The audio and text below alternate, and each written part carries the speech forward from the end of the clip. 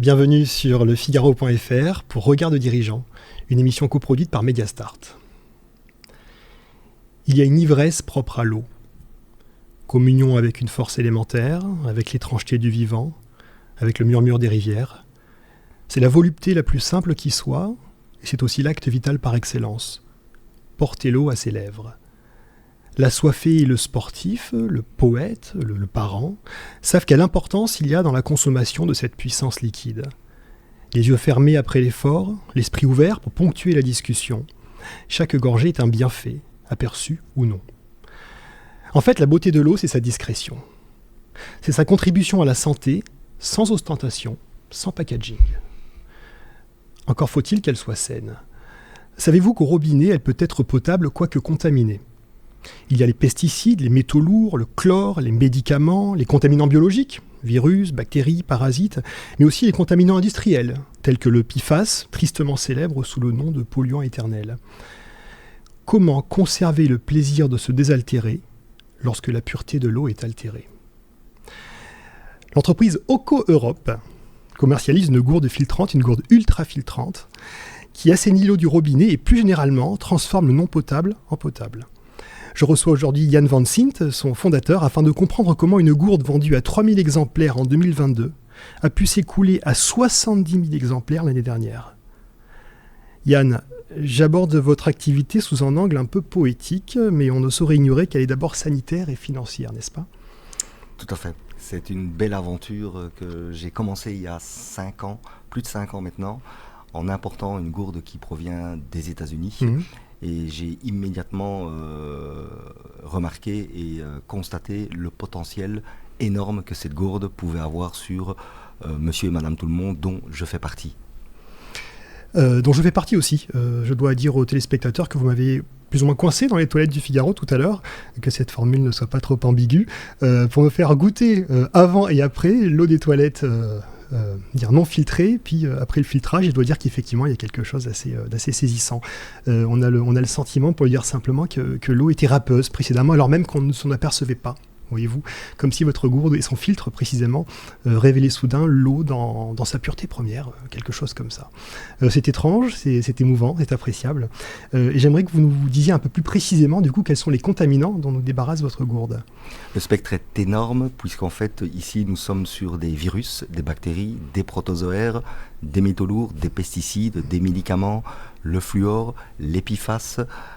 Donc, on a vraiment le spectre pratiquement complet de tout ce qu'il peut se trouver dans l'eau du robinet et dans les sources d'eau extérieures, puisque cette gourde, comme vous l'avez dit très justement, transforme l'eau potable, non potable en eau potable. Donc bien plus que ce que j'annonçais en introduction, mais est-ce qu'elle filtre tout, absolument tout ? Non, les oligoéléments passent, les sels minéraux, c'est-à-dire tout ce qui est magnésium, potassium, calcium, ne sont pas filtrés par la gourde. D'accord, donc on ne conserve que ce qui est nécessaire, que ce qui est bon dans l'eau, quoi. Les oligo-éléments, tout à fait. Imaginons que je sois un randonneur. Attendez, imaginons que je sois un survivaliste. D'accord, le monde s'est effondré. Les institutions sont à terre, les voitures sont renversées. Il y a des morts vivants partout, vous voyez un peu la scène habituelle du film hollywoodien. Je suis donc survivaliste, équipé d'une gourde Oco. Je suis face à une flaque boueuse, un étang, quelque chose comme ça. Ma question est simple, est-ce que je vais survivre ? Oui, sans aucun problème. Sans aucun problème. Vu les retours que nous avons depuis des années maintenant, nous voyons bien que cette gourde en fait permet de filtrer n'importe quelle eau douce, j'insiste, pas d'eau de mer, de la boue, de l'eau stagnante, de l'eau des toilettes, de l'eau des toilettes du TGV comme je fais régulièrement, comme ça j'évite de payer 5 € une bouteille d'eau. Vous le faites discrètement, j'espère, non ? Parce que j'imagine que les autres passagers pourraient être surpris de vous voir sortir avec une gourde remplie des toilettes. Oui, mais ils ne font pas attention en général. Non, on reste très discret. D'accord. Et c'est vrai que l'avantage, c'est que les vidéos sont aussi parlantes. C'est que quand on filtre de la boue, ça sort de l'eau claire. On en a des centaines maintenant qui tournent par des personnes, évidemment, qui l'ont déjà fait en situation réelle. Mais j'insiste aussi sur le fait que la gourde est faite pour filtrer en priorité ce qui ne se voit pas et ce qui nous rend malade. Puisqu'un virus, une bactérie, bactérie, un protozoaire, ne se voit pas. Et donc tout ce qui va se voir va boucher plus vite les pores. Et la force de la gourde, c'est justement de filtrer les choses les plus dangereuses, puisque vous savez que les Escherichia coli ou ce genre de parasites comme le Cryptosporidium qu'on a vu dans pas mal d'eau du robinet en France ces dernières années, ça nous donne vite des maux de ventre et la diarrhée, une petite... N'en jetez pas plus. Voilà. Le tableau est clair. Votre filtre est d'ailleurs créé par la NASA, si je ne dis pas de bêtises. Alors ça, c'est un peu étrange. Un mot peut-être ? En fait, si moi j'ai investi autant dans cette gourde, c'est parce que la technologie de filtration est issue de la NASA depuis 2002. En fait, pour l'ISS, ils avaient besoin d'un système de filtration qui élimine justement tout ce qui est virus, bactéries, protozoaires, puisqu'avoir une diarrhée sur Terre, on peut aller à l'hôpital, on va aux toilettes, etc.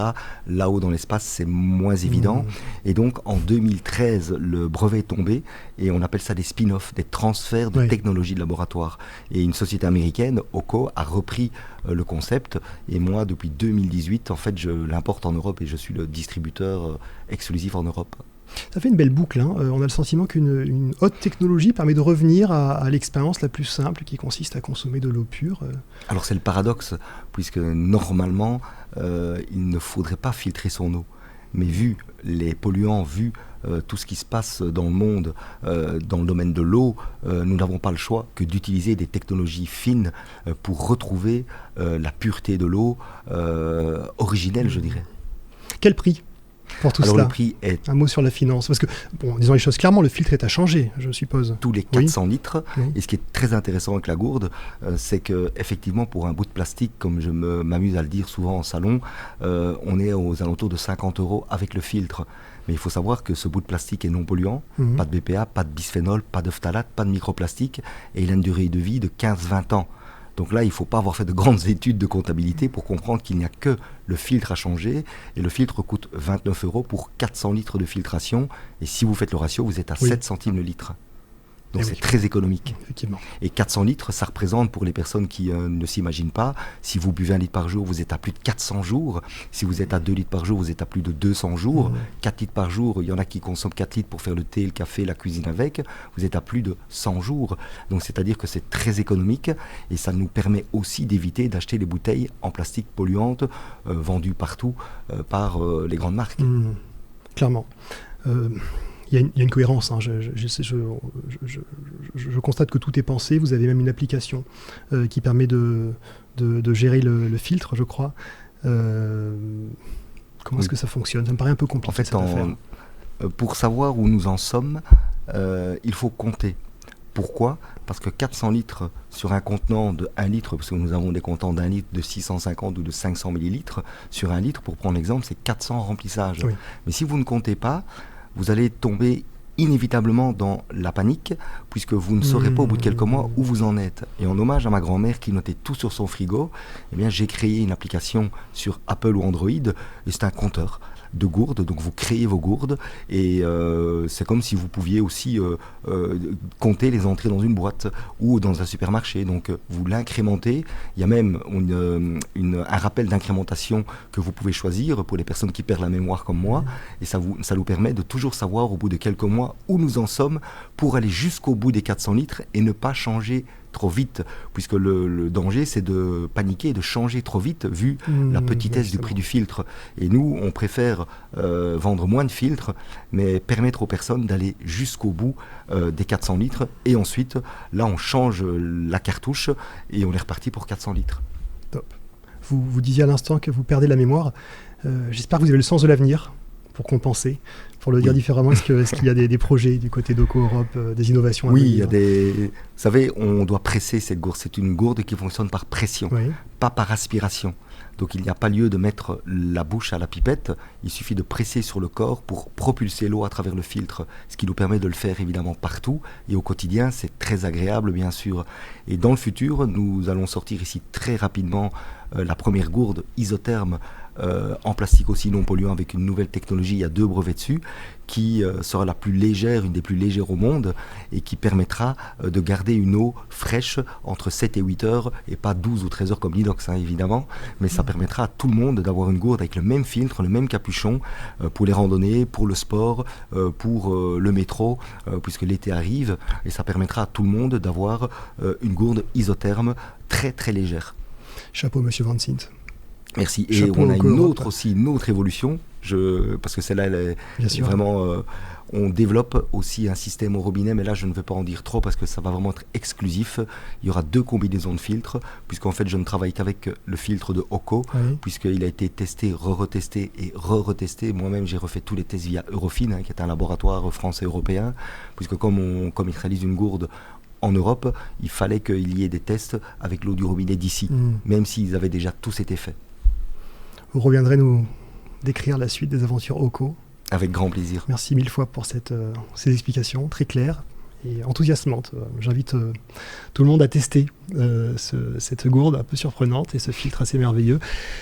Dans tous les cas, je vous remercie pour votre attention et je vous dis à très bientôt pour un nouveau regard de dirigeant.